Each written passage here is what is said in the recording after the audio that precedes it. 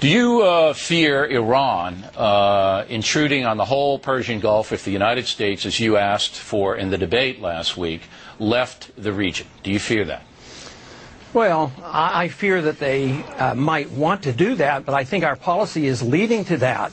Everything that we do enhances the Ahmadinejad crowd in Iran. There's a dissenting force in Iran, and everything we do to undermine that government, we have our own CIA over there now trying to undermine that government. In doing that, we bring all their people together, so the ones who want to dissent and oppose him are, they lose their power to do so. So I would say our policy is doing everything conceivable to enhance Iran. Just the whole invasion of Iraq has helped Iran. Well, that may or may not be true. They're the one. It may or may not be true. I mean, it's a debatable issue. I'm not going to say it isn't true, but it's a debatable issue. But look, as we saw in the summer war last year, Iran can arm and finance a force like Hezbollah and cause a lot of trouble, and the United States doesn't have anything to do with that at all.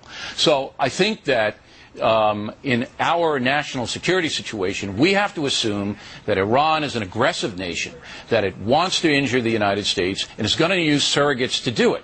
Now, if you have an Iran actively seeking nuclear weaponry, as you do, and if you have the ability of that country to hand it off to a Hezbollah or an Al-Qaeda or anybody else, you withdraw from the region, you give them carte blanche to do what they want. Do you not, Congressman? See, I think you're concerned about the wrong country right now, because more than half of the Al-Qaeda that are committing suicide in Iraq right now are Saudis, and nobody even talks about look, them. I'm concerned about all the things, but when they're seeking a nuclear weapon, when a country's seeking a nuclear weapon that's a danger to the USA, a stated danger, and you want to withdraw from the theater, that gives them carte blanche to do what they want, does it not? Well, first off, you have Pakistan, and they're not exactly the most pro-Western but I'm talking about country. Iran, Congressman. I'm not talking about Pakistan at this point. Why don't you ever let me, answer the question? Because you're not directly answering the question, sir. Because no, I do not fear them as you do, as many do, because they want another war. They want to spread this war. This has been the plan by the neoconservatives to have this major overall, this revamping of the whole Middle East, precisely the reason the Al-Qaeda is growing. The Al-Qaeda is growing because of our policy. Our national security is threatened because of our policy, and it makes it much worse. So I see the Iranians as acting logically and defensively. We've been fighting the Iranians since 1953. We overthrew their government through the CIA in 1953. We were allies with Saddam Hussein in the 1980s, and we encouraged him to invade. All right, so I just want to get Iran. we don't need a history lesson, but I do want to get this on the record. You have to understand. I do understand the region, man, but we don't have time to do the history lesson tonight. I just want to get this on the record. You don't fear Iran, even though Iran has demonstrated it can start a war, which it did last summer with its Hezbollah surrogates, and it's stated that it wants to do damage to Israel, wipe it off the face of the earth, and is developing a nuclear weapon. And you don't fear them? Yes, I worry about it. I'm concerned about it. But what I'm saying is the very policy that you advocate is encouraging that. What I'm saying, Bill, is this. That put it in perspective. They don't have a weapon. They're not likely to get one in 10 years, according to our CIA. That's not true. That's not true. I mean, everybody says it's 5 years or less, and without us in the theater, it's going to happen a lot quicker.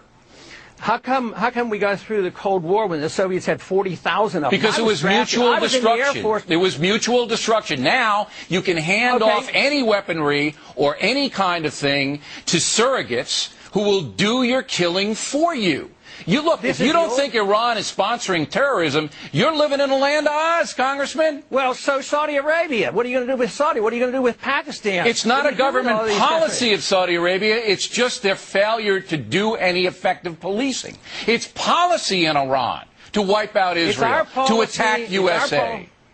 It's our policy of preemptive, deliberate invasions of foreign countries and occupying these countries that has jeopardized our safety. This blowback principle is what caused 9/11, and we have to come to realize that if you keep living in this dreamland of saying that they attack us because we're free and prosperous, believe me, we're never going to get up. Well, if you think that if we withdraw off the Gulf, if we get our people out of there, there's not going to be any more terrorism, then you're living in the dreamland. You didn't even want to go into Afghanistan and punish those people, did you? You're wrong, Bill. You're wrong on that. I voted for that. So you be careful on your quotes. I mean, you're well, just in the debate, you said you don't want to be there. You don't want to be in Afghanistan. Well, they didn't do what we were supposed to. We were supposed to go after Osama bin Laden. We let him go into Pakistan. We didn't let him go anywhere. He escaped in there. That's war. That's what happens in war. Know.